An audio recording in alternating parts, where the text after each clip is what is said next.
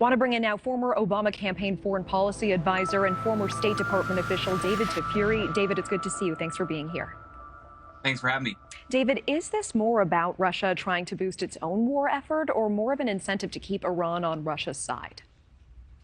I think it's a little bit of both. I found it a little bit surprising when we learned several months ago that Russia was leaning on Iran to provide drones that it is using in the theater in Ukraine. You would think Russia being a much more sophisticated country, it wouldn't need the help of Iran. It shows how desperate Russia is for allies to support its military and its military effort in Ukraine. So Iran and Russia have drawn closer, and this is an example of how they're both helping each other, with Russia apparently transferring some of the U.S. supplied weapons to Ukraine that's been able to capture to Iran. This includes the Javelin, which you saw video of in the previous report. It would be a problem for us security-wise if Iran were able to reverse engineer a Javelin. It's been very successful and effective on the ground in Ukraine, and we don't want that to happen.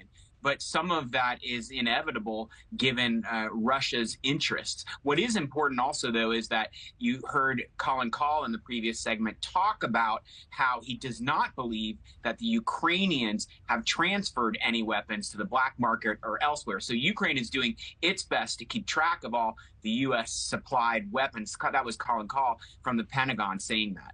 I do appreciate that piece of information. How much of a concern is it? How likely is it that you think Iran will be able to reverse engineer the Javelin weapon that you were speaking about a moment ago, for example?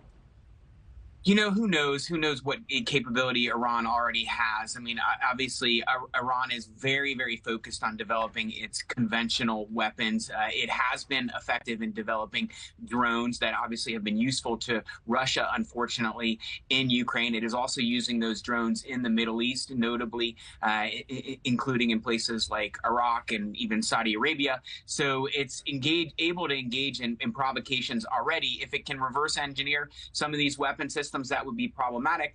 آنچه در مورد ما میگویند